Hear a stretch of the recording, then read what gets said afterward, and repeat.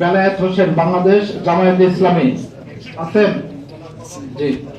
আমি মোহাম্মদ আব্দুল হক অ্যাডভোকেট শাকিব সাহেব এবং আনিসুল সাহেব যেটা দিছে এটা আইন কানুন সংবিধান এবং বর্তমান যে নির্বাচন কমিশন আইন, উনি সরকার থেকে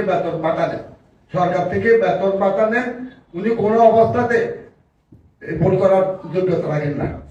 66 ক্লিয়ারলি ইমপ্লিকেটস সেখানে বলছে প্রজাতন্ত্রের লাভজনক কর্মচারী, এবং এটা 152 তে যখন অনেক ব্যাখ্যা দেখবেন আর সেখানে এটা ক্লিয়ারলি ব্যাখ্যা দেওয়া হয়েছে। এখন আমি একটা এক্সাম্পল দিচ্ছি। প্রজাতন্ত্রের লাভজনক কর্ম কোনটা? প্রজাতন্ত্রের কর্মের লাভজনক হচ্ছে সংবিধান দ্বারা যারা শপথ গ্রহণ করবে, সংসদের কোনো বিধিবদ্ধ আইন দ্বারা যে সকল বোর্ড হয়েছে, কর্পোরেশন, কোম্পানি।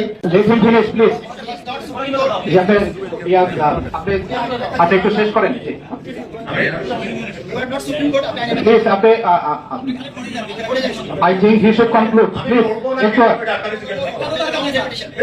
আচ্ছা শোনেন, জনাব মোহাম্মদ বেলায়েত হোসেন, বাংলাদেশ জামায়াতে ইসলামী আছেন?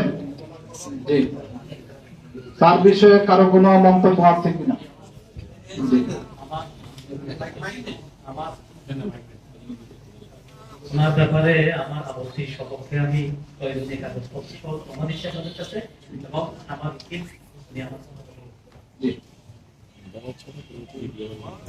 জনাব মোহাম্মদ বেলায়েত হোসেনের বিরুদ্ধে আনিসুল হক সাহেব, নির্বাচনী এলাকা 272 নোয়াখালী 5, তিনি অভিযোগ করেছেন যে উনি জনাব Mohammad Belayet Hossain Abhirat ideal school high স্কুলের এমপিওভুক্ত শিক্ষক।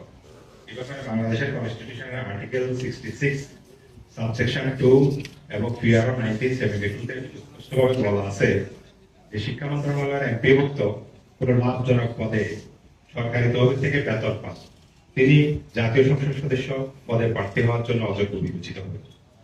এই বিষয়ে আমরা সুস্পষ্ট আইন এবং আরপিওর কপি সহ এবং অভিযোগকারী দরখাস্ত সহ রিটার্নিং অফিসার মহোদয়ের কাছে আমরা দাখিল করতেছি।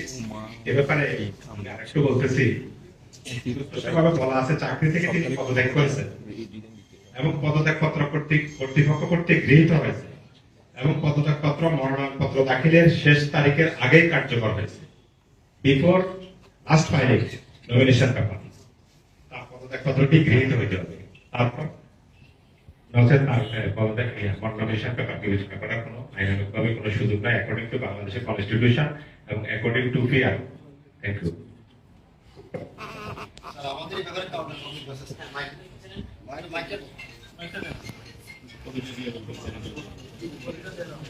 অনুমতি দিতে হবে তো। আমি অ্যাডভোকেট নিজামুদ্দিন যে অভিযোগটা আইন করছে সেটা খনন করছে এভাবে। আর্টিকেল 66(2) সেখানে বলা হয়েছে প্রজাতন্ত্রের লাভজনক কর্ম। আর্টিকেল 152 কনস্টিটিউশন সেটাকে ব্যাখ্যা করা হয়েছে প্রজাতন্ত্রের লাভজনক কর্ম হচ্ছে যেগুলো সংসদ কর্তৃক আইন দ্বারা যেগুলা গাইডেড হবে, রেগুলেটেড হবে, এবং সেগুলা ফুললি গভর্নমেন্ট জব হবে, এবং ফিআরও সেটাকে ফুললি অ্যাডপ্ট করেছে। যেহেতু এটিকে এমপিভুক্ত প্রতিষ্ঠান, সেটা 62 আর্টিকেল 152 এবং ফিআরও কভার করা, অতএব মনোনয়নটি বৈধ হবে।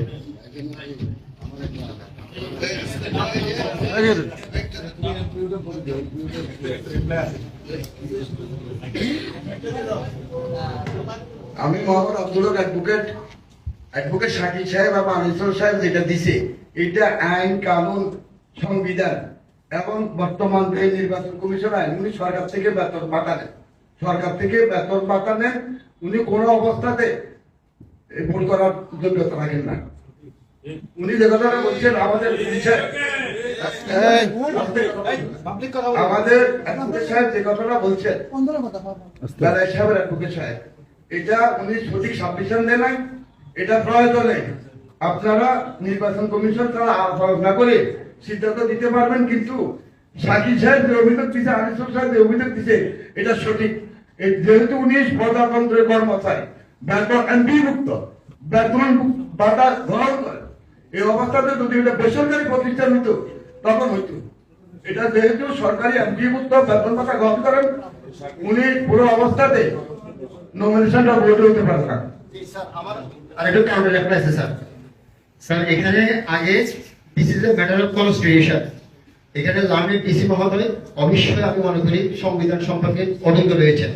66 ক্লিয়ারলি ইমপ্লিকেটস, সেখানে বলছে যে প্রজাতন্ত্রের লাভজনক কর্মচারী, এবং এটা 152 তে যখন অনেক ব্যাখ্যাটা দেখবেন আর সেখানে এটা ক্লিয়ারলি ব্যাখ্যা দেওয়া হয়েছে। এখন আমি একটা এক্সাম্পল দিচ্ছি, প্রজাতন্ত্রের লাভজনক কর্ম কোনটা? প্রজাতন্ত্রের কর্মের লাভজনক হচ্ছে সংবিধান দ্বারা যারা শপথ গ্রহণ করবে, সংসদের কোন বিধিবদ্ধ আইন দ্বারা যে সকল বডি হবে, কর্পোরেশন, কোম্পানি অথবা যে কোনো কোম্পানি হতে পারে, এগুলো হবে। কিন্তু এই এমপিইউ যে আইনটি, সেটি কিন্তু কখনো সংসদ ওভাবে রেগুলেট করে না, এবং এটা কোনো গভর্নমেন্ট জব না, সেটা সোললি গভর্নমেন্ট জবকে সেখানে ইন্ডিকেট করা হয়েছে, কোম্পানির জবকে ইন্ডিকেট করা হয়েছে, কর্পোরেশনকে ইন্ডিকেট করা হয়েছে, দুদককে ইন্ডিকেট করা হয়েছে। সেটা ইন্ডিকেট করা হয়েছে সুপ্রিম কোর্টকে ইন্ডিকেট করা হয়েছে, যেগুলো কনস্টিটিউশনাল বডি রয়েছে সেগুলোকে বলা হয়েছে প্রজাতন্ত্রের লাভজনক কর্ম। এবং সেখানে পরবর্তীতে অ্যামেন্ডমেন্ট করে, অ্যামেন্ডমেন্ট করে প্রধানমন্ত্রী, রাষ্ট্রপতি, মন্ত্রী, প্রতিপতি এগুলোকে বাদ দেওয়া হয়েছে। পূর্বে এগুলোও লাভজনক কর্ম ছিল, এখন এগুলো ব্যতীত বাকি যেগুলো কনস্টিটিউশনাল আইন দ্বারা পরিচালিত সেগুলো শুধুমাত্র লাভজনক কর্ম হবে। যেহেতু এটা ওনাদের এটা মানতে পেমেন্ট অর্ডার, অতএব এটা এই আইন দ্বারা কভার হবে না, এটা যেহেতু সংবিধান স্পষ্ট বলা আছে। আর যদি আরপিতে বলতে, সেটা অবশ্যই এমপিভুক্ত এই শব্দটা বলতো। আমরা আরপি দেখেছি, আরপিতে কোনো এমপি নন এই শব্দ করে ইউজ করা হয় না, শুধু লাভজনক কর্ম বলা হয়েছে, এবং সেটা সরকারি জবকে ইন্ডিকেট করা হয়েছে। ধন্যবাদ। উনি চাকরি করলে নমিনেশনে অবৈধ একটা চাকরি করলে এটা matter of interpretation of law, এটা নট ফ্যাক্টস, এটা ইন্টারপ্রিটেশন অফ ল। এটা কি গভর্নমেন্ট জব হবে নাকি নন গভর্নমেন্ট জব হবে? ওকে, আমরা একটু আমরা ওই যে জাকারিয়া সাহেবের বক্তব্যটা শুনে আমরা সিদ্ধান্ত যাবো।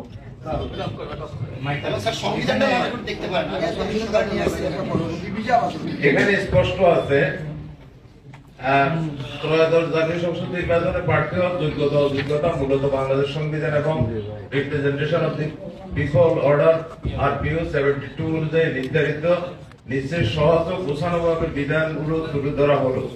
এখানে প্রথমে আছে প্রার্থী হওয়ার যোগ্যতা, এটা বাদ দিলাম আমরা। প্রার্থী হওয়ার অযোগ্যতা, সংবিধান অনুচ্ছেদ 62 সাবসেকশন 2 আরপিও 72 সেই অনুযায়ী নিম্নোক্ত ক্ষেত্রে কেউ প্রার্থী হতে পারবেন না। প্রথম, মানসিক অক্ষমতা, দেউলিয়া হওয়া, ফৌজদারি দণ্ড, রাষ্ট্রের সঙ্গে আর্থিক স্বার্থ। স্পেসিফিক্যালি এখানে ইন্টারপ্রিটেশনের কোনো আর বিষয় নাই, রাষ্ট্রের সাথে আর্থিক স্বার্থ। উনি ওনার দরখাস্তে লিখেছেন, দরখাস্তে ওনার এই পেশা লিখেছেন উনি শিক্ষকতা, এবং আয়ের উৎস ওনার দরখাস্তের 6-5 নম্বর কলামে আয়ের উৎস শিক্ষকতা থেকে বার্ষিক আয় 6,53,530 টাকা এটা উল্লেখ করা আছে।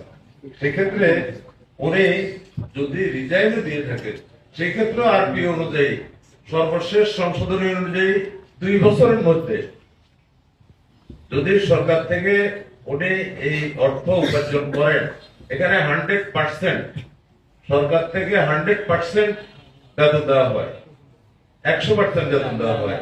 এখানে উনি 100% এফপিও 100%। Let him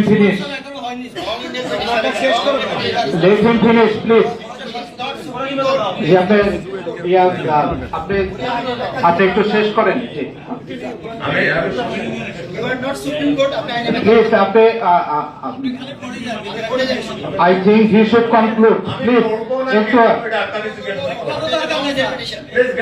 আচ্ছা শোনেন, এইভাবে না, উনি শেষ করুক, আপনি দ্রুত শেষ করেন। স্যার আমি শেষ করতেছি। এবং এই উনি মনোনয়নপত্র দাখিলের সময় হলফনামাতেও এগুলো তিনি উল্লেখ করেন না।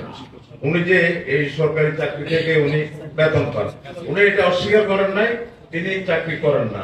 উনি অস্বীকার করেন নাই, বরং স্বীকার করছেন তিনি চাকরি করেন, এবং সরকার থেকে তিনি 6,53,000 টাকা বার্ষিক বেতন নেন।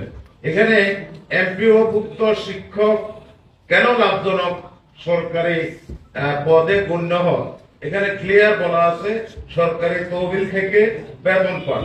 এমপিও মান্থলি পেমেন্ট অর্ডারের মাধ্যমে শিক্ষকরা সরকারি তহবিল থেকে বেতন পান, শিক্ষা মন্ত্রণালয়ের অধীন এবং নিয়ন্ত্রণে থাকেন। উচ্চ আদালতের রায় অনুযায়ী এমপিভুক্ত শিক্ষকরা office of profit under government হিসেবে বিবেচিত। অতএব চাকরিতে বল থাকলে তারা নির্বাচনে প্রার্থী হতে আইনত অযোগ্য। অতএব ইট ইজ ক্রিস্টাল ক্লিয়ার যে he is not eligible to contest in the election.